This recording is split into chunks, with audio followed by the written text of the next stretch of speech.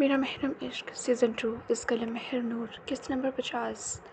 Launch میں کوئی بھی نہیں تھا۔ اسے یاد آیا وہ غصے سے کمرے میں جانے سے پہلے اذغان کو یہاں سے جانے کا کہہ کر گئی تھی، تو کیا وہ واقعی چلا گیا؟ یہ سب سوچتے ایک تکلیف زدہ مسکراہٹ اس کے لبوں پر آئی تھی۔ تو واقعی اس نے قسم کھا رکھی ہے کہ ہر بار حنین کو چھوڑ کر چلا جائے گا۔ وہ جب جب کہتی تھی مجھے چھوڑ دو، تب وہ چھوڑ دیتا تھا۔ کیا اس کا اپنا دماغ کام نہیں کرتا تھا؟ کیا وہ اس کے پاس رہنا نہیں چاہتا تھا؟ وہ اپنی سوچوں میں الجھی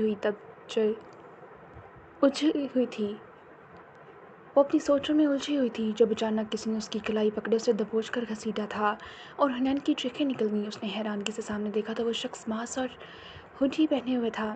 حنین نے اس کے ہاتھوں سے اپنی کلائی آزاد کروانی چاہی، مگر وہ اسے زبردستی گھسیٹتے ہوئے بالکنی تک لایا۔ حنین چیختی ہوئی خود کو آزاد کروانے کی کوشش کر رہی تھی۔ چھوڑو مجھے، چھوڑو! وہ کیا کرنے کی کوشش کر رہا تھا حنین سمجھ نہ سکی۔ اس نے پوری قوت سے حنین کو بالکنی سے نیچے دھکا دیا اور حنین چیخ پڑی۔ اس نے سختی سے اپنی آنکھیں میچ لیں۔ اسے لگا وہ اگلے 2 پلوں بعد زمیں بوس ہوگی، لیکن حیرانگی کی بات تھی وہ زمیں پر نہیں گری۔ اس نے ڈرتے ڈرتے اپنی آنکھیں کھولیں تو وہ ہوا میں جھول رہی تھی۔ وہاں سے ہوتی نظر اس کی اوپر اٹھی تو اس کا ایک ہاتھ اذغان کے مضبوط ہاتھوں میں تھا اور حنین کی اٹکی سانسیں خارج ہوئیں۔ وہ بالکنی کی ریلنگ پر جھکا اسے اوپر اٹھانے کی کوشش کر رہا تھا۔ وہ پوری طرح سے نیچے لٹکی ہوئی تھی۔ حنین کی نظر اذغان سے ہوتی پیچھے گئی، جہاں وہ نقاب پوش اذغان پر حملہ کرنے والا تھا۔ میر! اس نے پوری قوت سے پکارا تھا۔ اذغان کا ایک ہاتھ سختی سے حنین کے ہاتھوں میں تھا اور اس نے دوسرے ہاتھ سے اس شخص کو خود سے دور دھکیلا اور دوبارہ حنین کی طرف پلٹتے ہوئے اس نے دوسرے ہاتھ سے بھی حنین کو اوپر کھینچنا چاہا۔ وہ اس منزل کے 26ویں فلور پر لٹک رہی تھی۔ اگر وہ یہاں سے گرتی تو پکا زندگی سے ہاتھ دھو بیٹھتی۔ اذغان نے ساری طاقت اکٹھی کی، اسے اوپر کھینچا چاہا۔ اس شخص نے پوری قوت سے اذغان کے سر پر گلدان مارا تھا کہ حنین کی چیخیں نکل گئیں۔ وہ بے حد بدحواس ہوئی تھی۔ خون اذغان کے سر سے نکلتا وہ نیچے گرنے لگا، لیکن اذغان نے حنین کا ہاتھ نہیں چھوڑا تھا۔ اذغان مکمل طور پر ریلنگ سے نیچے جھکا اور پھر حنین کو پوری قوت سے پکڑے اوپر کھینچا۔ حنین نے بہت مضبوطی سے اذغان کے دونوں ہاتھ پکڑ رکھے تھے۔ اس کے سر سے خون نکلتا ہوا بازو تک آیا اور بازو سے وہ خون حنین کے سر پر گرا تھا۔ اس کے دونوں ہاتھ مضبوطی سے حنین کے ہاتھوں میں تھے۔ 2 منٹ کی محنت کے بعد بالآخر وہ حنین کو اوپر کھینچ چکا تھا۔ حنین کا سانس بھی ٹھیک سے نہیں آ رہا تھا۔ وہ اتنی گھبرائی ہوئی تھی کہ اگلے ہی پل اذغان کے سینے سے لپٹ گئی اور اذغان اسے اپنے سینے میں شدت سے بھینچے اپنے سامنے کھڑے اس بلیک ماسک میں موجود آدمی کو دیکھ رہا تھا، جس کی صرف آنکھیں نظر آ رہی تھیں۔ کون ہو تم؟ کیا چاہتے ہو؟ اذغان شاہ کی سنجیدہ آواز اس بالکنی میں گونجی تھی۔ وہ شخص صرف حنین کو دیکھ رہا تھا، پھر اس نے اپنے ہاتھ سے حنین کی طرف اشارہ کیا اور کسی نے میرے اذغان شاہ کے غصے کو آسمان پر پہنچا دیا تھا۔ حنین خوفزدہ نگاہوں سے اس شخص کو دیکھ رہی تھی۔ ایک پل سے پہلے حنین کو اپنے سینے سے پیچھے کیا اور پھر اگلے ہی پل اسے اپنے پیچھے اپنے حصار میں کرتا ہوا اس طرح سے کھڑا ہو گیا کہ وہ آدمی اب حنین کو دیکھ نہیں پا رہا تھا، کیونکہ اذغان اس کے سامنے ڈھال بنے کھڑا تھا۔ خبردار! اگر تمہاری نظر اب میری بیوی تک گئی تو میں تمہارے جسم کے اتنے ٹکڑے کروں گا کہ کبھی کوئی گن نہیں پائے گا۔ اذغان شاہ اتنی سنجیدگی سے دھاڑا تھا کہ ایک پل کے لیے حنین بھی خوف سے کانپ گئی۔ وہ اتنی خوفزدہ تھی کہ اس نے اذغان کی شرٹ کو کمر کے مقام سے مٹھی میں دبوچ رکھا تھا۔ وہ مکمل طور پر اس کے ساتھ چپکی ہوئی تھی۔ اگر آج اذغان نہیں ہوتا تو وہ جان سے جاتی۔ وہ آدمی اب بھی حنین کو دیکھ رہا تھا اور بس اذغان شاہ کے صبر کی اتنی ہی حد تھی۔ اگلے ہی پل اذغان نے اپنی گن نکالی، جو ہر وقت اپنے ساتھ لیے رکھتا تھا۔ دوسری پل اذغان کی گن کا رخ اس بلیک ماسک میں موجود شخص کے ماتھے پر تھا۔ میں ہر چیز برداشت کر سکتا ہوں، لیکن اپنی بیوی کے وجود پر کسی غیر مرد کی نظریں برداشت نہیں کر سکتا۔ میر اذغان شاہ صرف ایک بار وارننگ دیتا ہے، اگلی بار میں جان لیتا ہوں۔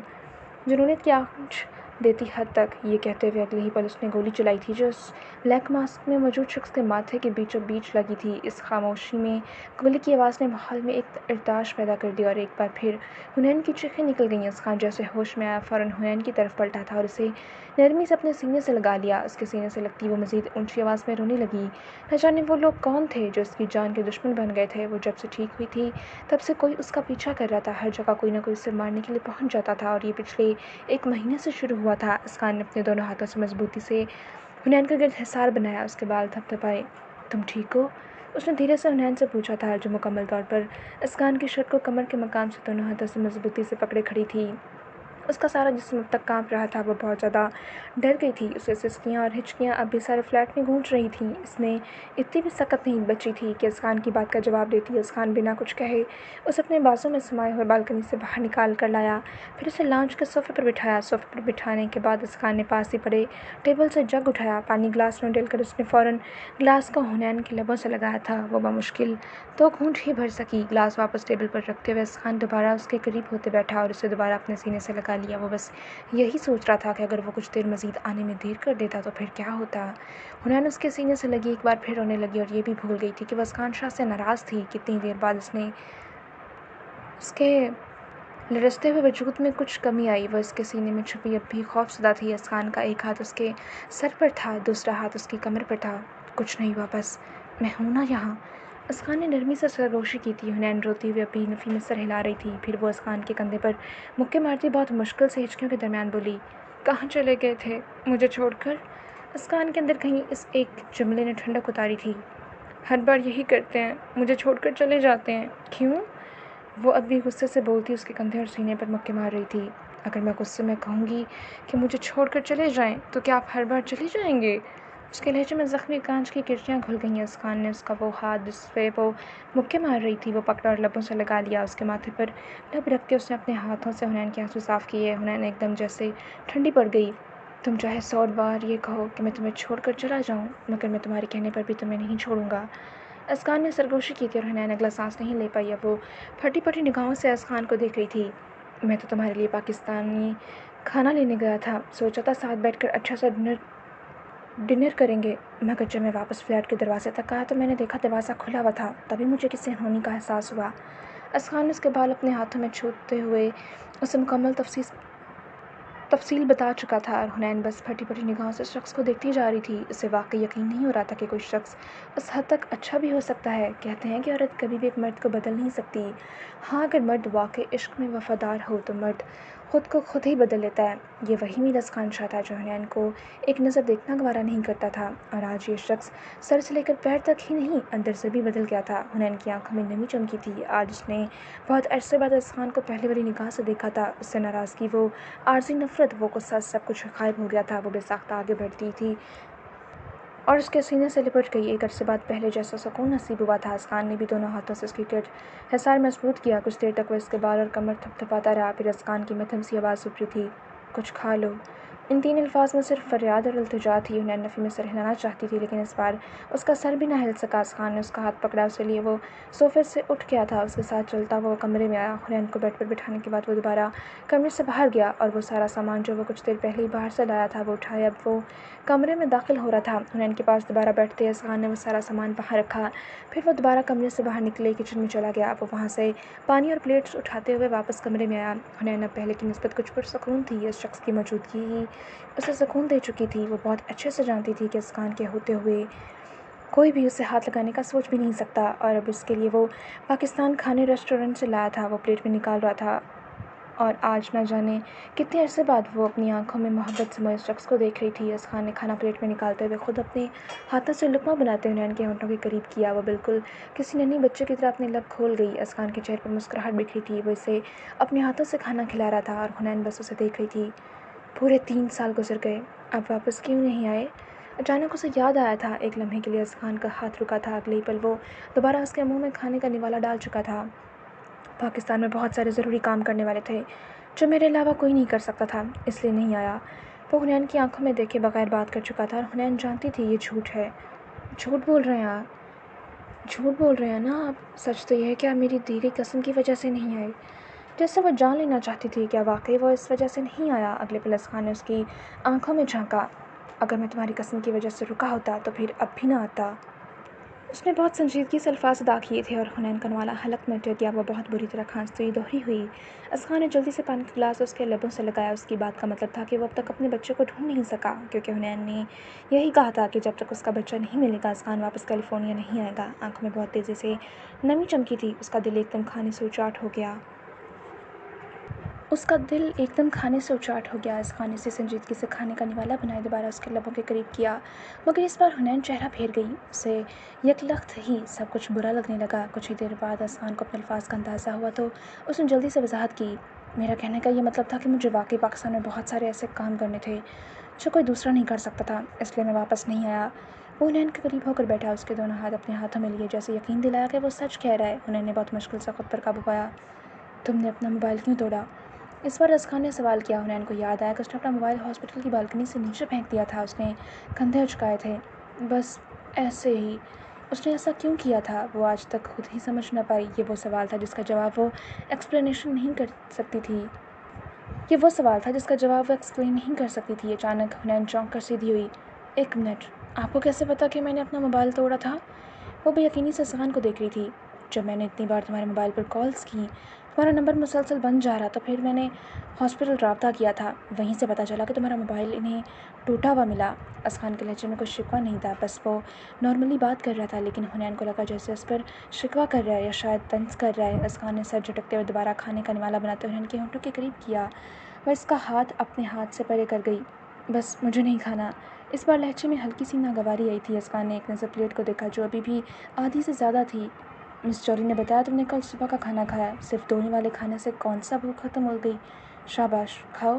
اسقان بالکل اسے اس طرح ٹریٹ کر رہا تھا جیسے چھوٹے سے بچے کو ٹریٹ کرتے ہیں، اور وہ بھی واقعی اس کے صحن میں جکڑتی ہوئی اس کی ہر بات مانتی جا رہی تھی۔ ایک بار پھر اس نے اپنا منہ کھولا اور اب اسقان اسے دوبارہ کھانا کھلا رہا تھا۔ اس کے بعد دونوں میں کوئی بات نہیں ہوئی۔ اس نے خاموشی سے سارا کھانا ختم کیا۔ اس کے بعد وہ اپنا دکھتا سر سنبھالتی ہوئی وہیں بیڈ پر لیٹ گئی۔ اسقان بنا کچھ کہے اس کے پاس ہو کر لیٹا۔ اب اس کے بالوں میں انگلیاں چلاتا وہ اسے ہی محبت سے دیکھ رہا تھا۔ وہ بے سکون تھی، اس لیے آنکھیں میچ گئی، اور اب پھر کب اسے نیند آئی اسے احساس نہ ہوا۔ اسقان اس کے پاس ہی بیٹھا تھا، دھیمی سانسوں کا ساز بتا رہا تھا کہ حنین سو چکی ہے۔ جب اسقان کو تسلی ہو گئی کہ وہ گہری نیند اتر گئی ہے تو اسقان اس پر کمبل ڈالتے ہوئے بنا شور پیدا کیے خاموشی سے بیڈ سے اٹھا، اس کے ماتھے پر لب رکھتے اور پھر سارا سامان اور برتن سمیٹتے ہوئے اس نے سب سے پہلے کمرے کی لائٹس بند کی، پھر اسی خاموشی سے وہ کمرے سے باہر نکل گیا۔ ابھی اسے اس لاش کو بھی ٹھکانے لگانا تھا۔ کیلیفورنیا کی سرزمین پر اگلا دن طلوع ہو چکا تھا۔ پچھلے 2 دن کی نسبت آج موسم کچھ صاف تھا اور سردی بھی کچھ کم تھی۔ صبح کے 6 بجے جا کر مس جولی نے گھر میں قدم رکھا۔ اسقان وہی لاؤنج میں ہی ٹہل رہا تھا جب اس نے مس جولی کو اندر داخل ہوتے دیکھا۔ مس جولی جیسے ہی پلٹی تو اسے اپنے سامنے اسقان کو پریشان سا دیکھتے کچھ حیران ہوئی۔ وہ قدم قدم چلتی اس کے قریب آئی۔ کیا ہوا؟ سب خیریت ہے؟ کچھ پریشان لگ رہے ہو۔ حنین وہ ٹھیک تو ہے؟ مس جولی نے کچھ پریشانی سے پوچھا، کیونکہ اسقان کے چہرے پر چھائی سنجیدگی وہ صاف دیکھ سکتی تھی۔ اسقان نے سامنے صوفے پر بیٹھنے کا اشارہ کیا۔ مس جولی اشارہ سمجھتے ہوئے سامنے بیٹھی تو وہ بھی ان کے سامنے والے صوفے پر بیٹھ گئی۔ کل رات کو یہاں زبردستی گھس آیا تھا اور اس نے حنین کو مارنے کی کوشش کی ہے۔ وہ تو شکر ہے وقت رہتے میں پہنچ گیا، ورنہ نہ جانے کیا ہو جاتا۔ اسقان نے اسی سنجیدگی سے بتایا تھا، اور مس جولی کے دماغ میں دھماکے ہونے لگے۔ وہ بے حد بے یقینی اور پھٹی پھٹی نگاہوں سے اسقان کو دیکھ رہی تھیں۔ کیا؟ انہیں شدید حیرت کا جھٹکا لگا تھا۔ اسقان نے اسی سنجیدگی سے اس بات میں سر ہلایا اور اب وہ انہیں ساری بات بتا رہا تھا۔ کچھ دیر بعد ہی وہ دونوں اس بلڈنگ کے بیسمنٹ میں کھڑے تھے جہاں شخص کی لاش تھی۔ مس جولی اور اسقان دونوں پاس ہی کھڑے تھے۔ اسقان کے ہاتھ میں ایک موبائل تھا۔ یہ مجھے اس شخص کی جیب سے ملا تھا، معلوم نہیں، لیکن کسی باس نے اسے آپ کے گھر کی تلاشی لینے کی ہدایت کی تھی، اور اس میں یہ بھی لکھا ہوا تھا کہ اگر وہاں پر ان لوگوں کو میری بیوی ملے تو اسی باس نامی شخص کو بتایا جائے، لیکن اس سے پہلے یہ شخص اطلاع کرتا ہے میں اس کی جان لے چکا تھا۔ اسقان مس جولی کو موبائل دکھاتے ہوئے ساری بات بتا رہا تھا۔ ان کے پیچھے ہی 2 گارڈز کھڑے تھے جو اس بلڈنگ کی رکھوالی کرتے تھے۔ مس جولی کے اندر ایک غصے کی شدید لہر اتری۔ وہ غصے سے پلٹی تھی اور اب ان گارڈز کو اچھی خاصی باتیں سنا رہی تھی۔ تم لوگ یہاں پہ ڈیوٹی کرتے ہو؟ کوئی بھی میرے گھر میں گھس کر مجھے مارنے کی کوشش کرے گا اور تم لوگ بے خبر رہو گے؟ وہ بہت غصے میں تھی اور گارڈز بس شرمندہ سے سر جھکائے کھڑے تھے۔ کچھ دیر بعد اسقان انہیں واپس فلیٹ میں لے آیا۔ مس جولی کا دماغ کسی گہری سوچ کا شکار تھا۔ مجھے لگتا ہے ان لوگوں کو شک ہو گیا ہوگا کہ مس حنین میرے ساتھ ہیں۔ مس جولی کی بات سنتے اسقان کے قدم تھمے تھے۔ لیکن آخر وہ لوگ ہیں کون اور میری بیوی سے ان کی کیا دشمنی ہے؟ وہ لوگ کیا چاہتے ہیں؟ اسقان نے غصے کو ضبط کرتے ہوئے بہت تحمل سے پوچھا تھا۔ یہی تو میں نہیں جانتی۔ میں کل دوپہر سے ہاسپٹل میں یہی پتہ کرنے کی کوشش کر رہی ہوں، لیکن کوئی بھی سر ہاتھ نہیں آ رہا۔ مجھے لگتا ہے کہ وہ شخص اس ہاسپٹل سے ہی جڑا ہوا ہے۔ فی الحال اسقان کو کوئی اندازہ نہیں لگا سکتا تھا۔ مس جولی کی بات ایک طرح سے ٹھیک بھی تھی، کیونکہ حنین گزشتہ 3 سالوں میں صرف اسی ہاسپٹل میں ہی رہی تھی، اس کے علاوہ حنین کہیں گئی ہی نہیں، تو اس بات کا صاف مطلب تھا کہ وہ شخص جو کوئی بھی تھا وہ اس ہاسپٹل سے کنیکٹڈ تھا۔ اسقان نے اسی سنجیدگی سے ایک آخری نگاہ مس جولی پر ڈالی۔ وہ شخص جو بھی کوئی ہے، ہم دونوں کو اسے مل کر 2 دنوں میں ڈھونڈنا ہوگا، پھر اس شخص کا میں کیا حل کروں گا یہ سارا کیلیفورنیا دیکھے گا۔ آپ اسے ہاسپٹل میں تلاش کریں، میں اس نمبر کو ٹریس کرواتا ہوں اور چیک کرتے ہیں یہ نمبر کس کا ہے۔ اس پر اسقان کی آنکھوں سے آگ نکل رہی تھی جو مس جولی نے صاف محسوس کی۔ انہوں نے بس اس بات میں سر ہلایا تھا اور اسقان واپسی کمرے میں چلا گیا۔ وہ کمرے میں داخل ہوا تو کمرے میں اب نیم روشنی ہو رہی تھی اور حنین بیڈ پر بائیں جانب کروٹ لیتی گہری نیند سو رہی تھی۔ اسے دیکھتے اسقان کے چہرے کی ساری کلفت دور جا سوئی، ہونٹ خود بخود مسکراہٹ میں ڈھل گئے۔ وہ قدم قدم چلتا بیڈ تک آیا، پھر اس کے پاس ہی بیڈ پر بیٹھ گیا۔ بائیں جانب کروٹ لینے کی وجہ سے حنین کی دائیں جانب سفید دودیا گردن اور گلا اسقان کی آنکھوں کے سامنے آیا۔ اس کا ہاتھ میکان کے انداز میں اٹھا تھا اور حنین کے گلے تک گیا، پھر اس کے گلے پر انگلی سے لکیریں کھینچنے لگا، اسے جیسے اس کام میں مزہ آ رہا تھا۔ اس کا خوبصورت سفید دودیا بدن آج بھی ویسے ہی نازک تھا۔ اسقان کے لمس سے وہ کسمسائی تھی، پھر کچھ دیر بعد ہی اس نے اپنی مندی مندی آنکھیں کھولیں۔ اسقان کو پاس بیٹھتے دیکھتے ہوئے اسے حیرت ہوئی، جیسے وہ اسے خواب سمجھ رہی تھی۔ کتنی دیر وہ اسقان کو دیکھتی، پلک جھپکتی رہی، جیسے یقین کرنے کی کوشش کر رہی تھی کہ واقعی 3 سالوں بعد جب وہ سو کر اٹھی تھی تو اسقان اس کے سامنے تھا۔ آہستہ آہستہ اس کے حواس بحال ہوئے تو کل رات کا ہر ایک منظر آنکھوں کے سامنے گھما اور اسے سب سے یاد آتا گیا۔ Good morning! اتنے میں اسقان کی آواز کمرے میں گونجی تو حنین اپنی سوچوں سے باہر نکلی، آہستہ سے اٹھ کر بیٹھی، سوئی ہوئی مترم آنکھیں اس کے حسن میں دگنا اضافہ کر رہی تھیں۔ اسقان بے ساختہ اس کے قریب ہوتا اسے اپنے ساتھ لگایا، اس کے ماتھے پر لب رکھ چکا تھا۔ حنین نے آنکھیں بند کیے سکون محسوس کیا۔ ناشتہ کرنے کے بعد کہیں باہر چلیں؟ اسقان کے سوال پر اس نے آنکھیں کھولے سوالیہ نگاہوں سے اسقان کو دیکھا۔ کہاں؟ کچھ حیرت سے سوال پوچھا۔ باہر کہیں بھی، اتنا بڑا یہ شہر ہے، آج کیلیفورنیا کو ایکسپلور کرتے ہیں۔ اسقان نے مسکراتے وضاحت کی۔ حنین کا سر نفی میں ہلا۔ ان حالات میں جب کوئی میری جان کا دشمن ہے، آپ کو باہر نکلنے کی پڑی ہے؟ وہ کافی سنجیدگی سے بولی تھی۔ اسقان نے دوسرا بازو بھی کھولا اور اب اس کی کمر کے گرد لے جا کر مضبوط حصار بنایا۔ میرے ہوتے ہوئے اب کوئی تمہیں آنکھ اٹھا کر دیکھنے کی جرات بھی نہیں کر سکتا۔ اس کے لہجے میں مضبوطی تھی۔ حنین کے چہرے پر طنزیہ مسکراہٹ نمودار ہوئی۔ اگلے ہی پل وہ اس کے حصار سے نکلتی بیڈ سے اٹھی۔ آپ کے ہوتے ہوئے پہلے بھی بہت کچھ ہو چکا ہے، اس لیے مجھے یقین نہیں، میں آزاد فضا میں سانس بھی نہیں لے سکتی۔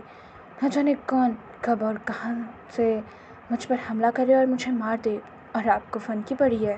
میں مر نہیں سکتی، مجھے جینا ہے۔ 3 سال اس ہسپتال میں اس لیے قید ہو کر نہیں گزارے کہ اب کوئی بھی آئے اور مجھے جان سے مار دے۔ مجھے واپس جانا ہے اپنے بچے کو ڈھونڈنے، کیونکہ وہ کام بھی آپ سے نہیں ہوا۔ صرف ایک کام کہا تھا میں نے آپ کو، لیکن آپ کی تو فطرت ہے میری یقین اور ایمان کے ٹکڑے ٹکڑے کرنا۔ سختی سے کہتی وہ واش روم میں جا کر بند ہو گئی اور پیچھے اسقان کی آنکھوں میں کچھ گھائل ہوا تھا۔ وہ تو بس اس لیے باہر آزاد فضا میں لے کر جانا چاہتا تھا تاکہ وہ کچھ دیر اچھا محسوس کر سکے اور اس کا دھیان ساری ٹینشن سے ہٹ جائے۔ اگر وہ 3 سالوں سے تکلیف میں ہے تو پرسکون وہ بھی نہیں تھا۔ میں تمہیں کیسے سمجھاؤں کہ اگر تم بے سکون ہو تو میں بھی بے چین ہوں۔ ان گزرے ماہوں سال مجھ سے کیا کچھ چھین چکے، تمہیں کیسے سمجھاؤں نین؟ وہ اپنی آنکھوں کی نمی رگڑتے ہوئے بڑبڑایا۔ کچھ دیر بعد فریش ہوتی وہ کمرے سے باہر نکلی تو اس نے دیکھا لاؤنج میں ہی ایک سائڈ صوفے پر اسقان بیٹھا موبائل میں مصروف تھا اور مس جولی ڈائننگ ٹیبل کے پاس کھڑی ناشتہ سیٹ کر رہی تھی۔ مس جولی کو دیکھتے وہ ان کے پاس چلی گئی۔ اسقان نے کن نکیوں سے اس کا چہرہ دیکھا جو اب مس جولی سے کوئی بات کر رہی تھی اور پھر ان کے پاس ہی کرسی کھینچتی ہوئی بیٹھ گئی۔ اسقان بھی صوفے سے اٹھا اور اس کے ساتھ والی کرسی کھینچتے ہوئے بیٹھ گیا۔ حنین سے بے نیاز اب بھی مس جولی سے باتیں کر رہی تھی۔ ناشتہ کرنے کے بعد وہ اٹھی اور ٹیرس کی طرف چلی گئی۔ اسقان بھی اس کے پیچھے ٹیرس پر آیا اور اس کے پاس آ کر کھڑا ہوتا۔ وہ اب حنین کی نگاہوں کے تعاقب میں آسمان کی طرف دیکھ رہا تھا۔ قدموں کی چاپ حنین محسوس کر گئی تھی۔ کچھ دیر وہ دونوں ایسے ہی خاموشی سے کھڑے رہے، پھر اسی خاموش ٹیرس میں حنین کی آواز گونجی، ماموں کو کیا ہوا تھا؟ وہ بولی تو آواز گیلی محسوس ہوئی۔ اسقان نے ایک نظر اس کی پشت پر ڈالی، پھر دوبارہ نگاہیں آسمان کی جانب موڑ لیں۔ کڈنی فیل ہو گئی تھی، وہ پہلے ہی ایک کڈنی پر جی رہے تھے، ٹرانسپلانٹ نہیں ہو سکا۔ اسقان کے لہجے میں نمی کھلی، 2 آنسو ٹوٹ کر گرے اور حنین کے گالوں پر پھسل گئے۔ کچھ دیر بعد اس نے ہمت کرتے دوسرا سوال پوچھا، آپ نے آخری بار انہیں دیکھا؟ ہنوز وہ اس کی طرف پشت کیے کھڑی تھی۔ نہیں، 20 گھنٹوں کی فلائٹ تھی، جب تک میں پہنچا تب تک ان کو دفنا دیا گیا تھا۔ اس پر اسقان کے لہجے میں ٹوٹے ہوئے کانچ کا زخمی پن شامل ہو گیا اور حنین نے اتنی تیزی سے گردن موڑے اسقان کو دیکھا، آنکھوں میں حیرت ہی حیرت آن ٹھہری۔ وہ بے حد بے یقینی سے اسقان کو دیکھ رہی تھی اور اگلے ہی پل وہ ہچکیوں سے روتے اس کے سینے سے لگی۔ یہ غم شاید ساری زندگی نہ جاتا کہ صرف اس کی وجہ سے وہ آخری بار اپنے باپ کو بھی نہ دیکھ پایا۔ اسقان نے ایک دکھی سانس خارج کی اور دونوں ہاتھوں سے اس کے گرد حصار بنائے اس کے بالوں میں انگلیاں چلانے لگا۔ آپ نے ایسا کیوں کیا؟ مجھے گنہگار بنا دیا، صرف میری وجہ سے آپ محروم ہو گئے۔ وہ ہچکیوں کے دوران بہت مشکل سے بول پئی۔ اسقان نے اپنی بھیگی آنکھیں صاف کیں، بہت ہمت کرتے کچھ کہہ پایا، ان سب میں تمہاری کوئی غلطی نہیں، میں نے بھی تو تمہیں پہلی اور آخری بار ہمارے بچے کو دیکھنے نہ دیا، حالانکہ وہ تمہارا حق تھا۔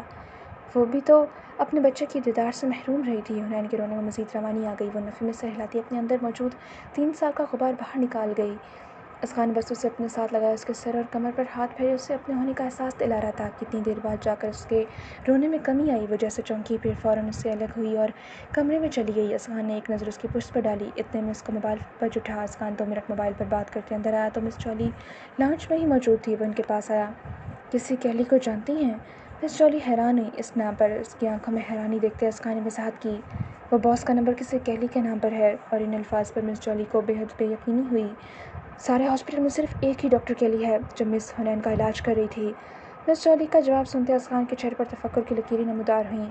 لگتا ہے اس ڈاکٹر کیلی سے ملنا پڑے گا، دیکھتے ہیں کہ میری بیوی کی جان بچا رہی ہے یا لینے کی کوشش کر رہی ہے۔ اسقان سنجیدگی سے کہتا فلیٹ سے باہر نکل گیا اور کمرے کے دروازے میں کھڑی حنین گم سم ہو گئی۔ اس سے زیادہ حیران تو مس جولی تھیں۔ کیا ہاسپٹل والے حنین کی جان لینا چاہتے تھے؟ یہ ایک سوال اس وقت ان دونوں کی عورتوں کے دماغ میں چل رہا تھا۔ باہر کیلیفورنیا کی سرزمین پر دن کا اجالا ہر سو پھیل چکا تھا اور فلیٹ کے اندر وہ دونوں اب اپنی اپنی سوچوں میں الجھی ہوئی تھیں۔ جاری ہے۔